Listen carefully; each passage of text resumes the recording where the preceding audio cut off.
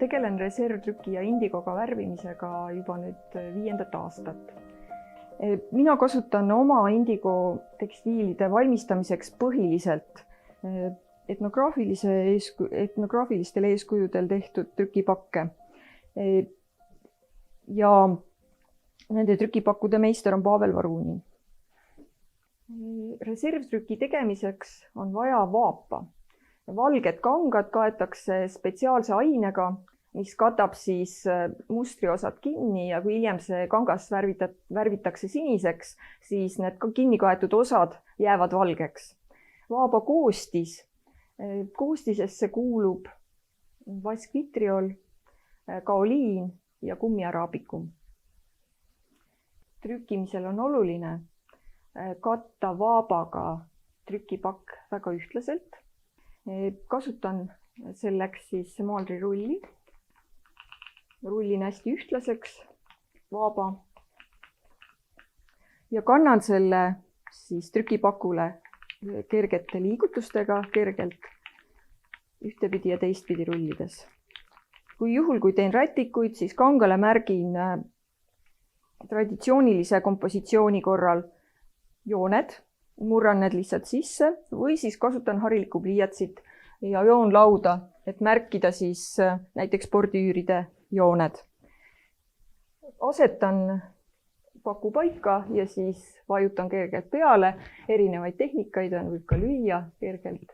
Vaap on sellist rohekat värvi, nii et valgel kangal jääb ta päris hästi nähtavale. Kuivamise protsess sõltuvalt siis vaaba koostisest on natuke erinev, aga üldiselt ühest ööpäevast kuni siis paari-kolme nädalani on selline klassikaline vahemik. Kui kangad on trükitud ja kuivanud, siis seejärel asutakse kangast värvima.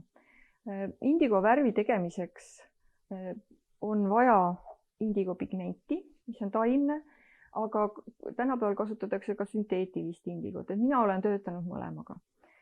Indigopigment segatakse kuuma veega, tekitatakse pasta. Pastale lisatakse vees lahustatud raudvitriol ja seejärel lubjapasta. Selline segu segatakse kokku sellises väiksemas anumas, 3-liitrises anumas ja seda nimetatakse stardilahuseks. Kui stardilahus on valmis, siis täidetakse tünn veega. Vesi peab olema pehme, võimalikult pehme, sobib hästi vihmavesi. Esimene tööetapp tähendab seda, et lahus segatakse korralikult läbi, sest lubi langeb põhja ja et see lubi tõuseks uuesti ja reageeriks, on vaja teda segada rahulikult. Tähtis on, et väga palju õhku siia sisse ei läheks.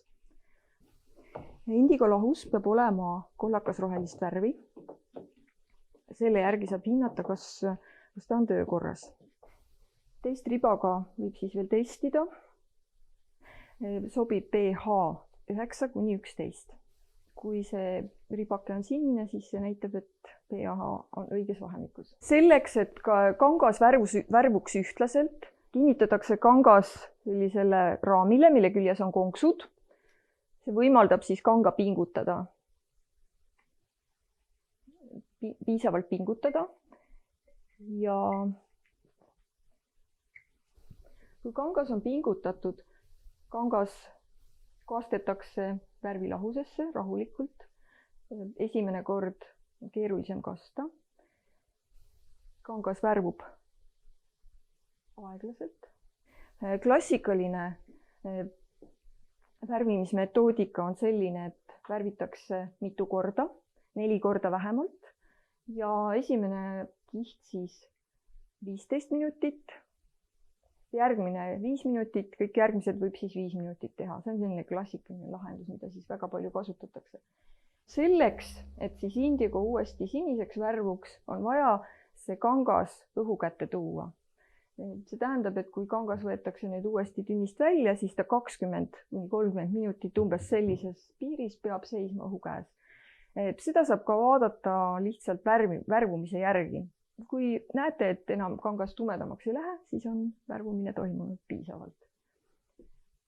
Ja siis võib järgmise kastmise teha. Nii et kastmisi on 4 tükki. Mina kasutan külmvärvimise meetodit ja see tähendab seda, et selle lahuse temperatuur peaks jääma siis 20 kuni 24 kraadi juurde. Kui kangas on 15 minutit värvileemes püsinud, seejärel võtame ta leemest välja. Värv on esialgu selline kollakas roheline, mis ei viita kuidagi sinisele. Õhu käes siis õhuga reageerides ilmub see sinine nähtavale. Seejärel peab kangas 20-30 minutit seisma õhu käes, vastavalt siis värvi ilmumisele. Kui ta on juba maksimaalne sinine on ilmunud, et ta sinisemaks enam ei lähe, siis võib teha järgmise kastmise. Juba värvitud ja kuivanud kangas puhastatakse reservainest happeveega. Happeks sobib äädik või siis väävelhappe. Teen 3% lahuse. Kõige erilisem hetk on see, kui kangas võtta happeveest välja ja kui sa näed esimest korda neid valgeid mustreid. Seda nimetatakse silmade avanemiseks. Et on vaimustav vaadata, kui selle pika protsessi järel ilmuvad ilusad valged mustrid nähtavale. Peale seda siis loputatakse veel 8 korda seda kangas. Kui kangad on loputatud, ära kuivanud, siis tuleb tähele panna seda, et märg kangas on alati tumedam kui see lõpptulemus. Et päris palju kuivab indigo heledamaks sellest, kui te teda märjalt näete. Et seetõttu on hea, kui inimene omab suuremat kogemust värvimise alal, et ennustada, mis värvi see lõpptulemus tuleb. Ja siin on näha siis valmis rätik, mis on suhteliselt tumesinine, aga indigoga on siis võimalik värvida helesinisest kuni mustjast siniseni erinevaid värvitoone. Ja lõpptulemusena näete siis, kui hästi heledad need vaabaga kaetud osad on.